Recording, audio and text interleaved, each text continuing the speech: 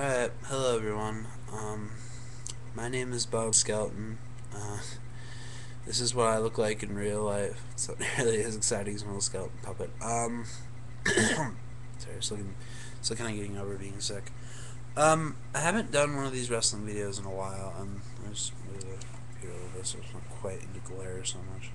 Tower of soda cans in the back over there. I haven't done one of these videos in a while, and as far as the wrestling videos go, there's kind of a reason for that. It kind of got to be too much of a hassle. Because, I have to set up a skeleton puppet, I have to set up the set in the background, I'd have to set up all that stuff. I have to remember what I was talking about, which, eventually I just kind of had a script down, so I could just kind of look down and just, point stuff. Then I'd have to, turn on my old piece of crap laptop, which took like 20 minutes to turn on. I'd have to then, wait for FlipShare to go on and upload it through FlipShare, and that would take God knows how long. Sometimes it wouldn't work. So that was only getting like 10, 11 views each. So to me, I kind of stopped doing them after a while because it wasn't really worth it anymore.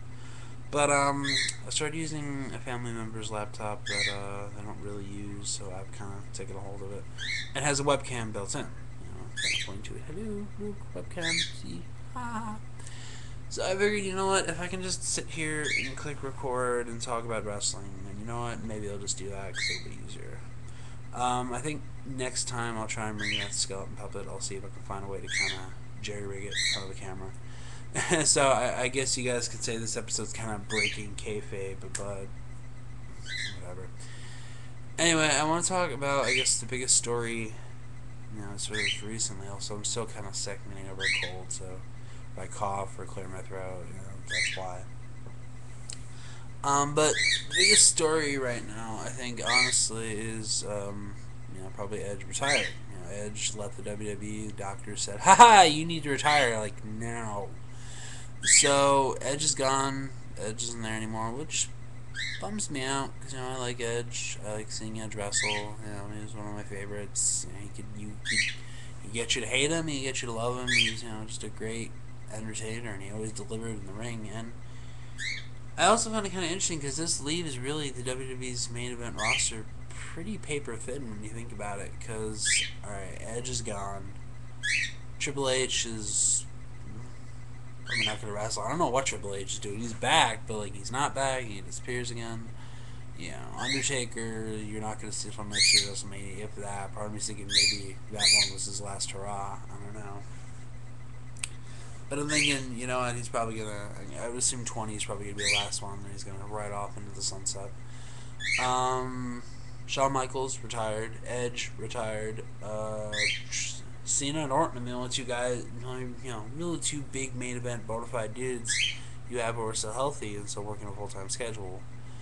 Rey Mysterio, is there, he's still wrestling, but, he's probably one major knee injury away from finally just kind of calling it quits. So CM Punk's talking about leaving too. So you've got I guess, kind of a skinny little roster there as far as main event dudes go. I mean, you've got a bunch of upper mid card guys and stuff who, they're working on building. They got Cody Rhodes and Jack Swagger, Drew McIntyre, and Evan Bourne, and Sheamus, and I think Kofi Kingston, Daniel Bryan Danielson, so stupid. I already said Cody Rhodes.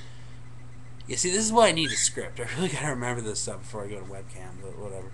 So you got, a bunch of upper mid-card you guys. If I missed any, please feel free to correct me. Oh yeah, John Morrison, too, I forgot about him.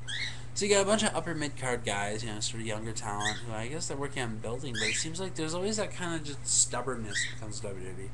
They just won't bring someone to that main event. They're just stubborn about it. For whatever reason, they're just never going to do it. They're like, we don't like this guy, blah. So he was stuck in mid-card hell forever. I don't know. It's like... And, I guess they're making progress. I mean, but it seems like, people have been prodding WWE forever. You gotta build up new stars. You gotta build up new stars. You gotta build up new stars. And they were always really resistant to it. But it's getting to the point where they can't really be resistant to it. They gotta, start building up new guys. Which brings me to my next point. I read the SmackDown spoilers because I'm usually out Friday or doing stuff on Friday, so I don't really get a chance to watch it. So yeah, SmackDown spoilers. So if you don't want to be spoiled, I guess I'll put a spoiler alert on the side of the video or something. But if you're one of the people who's watching this, you probably already know. So you know, whatever. But Chris, this annoying little bird in the background, just kind of ignore it. I'm sorry. Christian, who won the world title at Extreme Rules, which I was really happy about. I was happy to finally see Christian get the strap. Then loses it 2 days later to Orton. It's like, what the hell, man? I mean, why? Like, why? I don't get it. I mean, would they just having him hold the title until, so they could get it off Del Rio, so then that way each show would have its own champion? I mean, they did it with CM Punk the first time, but at least he got a little bit of a run with it. 2 days? Really? But, this guy's been busting his ass for God knows how long in the WWE. He left, came back, has been really working hard. Also, my new cat, Annabelle's apparently in heat, so if you hear loud meowing in the background, just kind of ignoring it. I've got an animal bonanza going on in the background. But, I mean, Christian finally gets a chance to, carry the world title, and then they take it from him, like, 2 days later. Like, what the hell, man? Are they that resistant to building up guys? And, Christian should already be a main eventer. He's been there for forever, man. He's worked his ass off. He can talk. He can work. He can get over. He can move t-shirts. I just don't get what they seem to have against him is making him a world champion. I think it's time he's a world champion. I don't get why they just, finally put the belt on him and then take it away 2 days later. I mean, I guess they like to reboot things. That's why Cena has the WWE Championship. Again, that's why Orton's now World Heavyweight Champion. I get it, but I don't know. To me, it seems kind of silly. It didn't really seem worth it.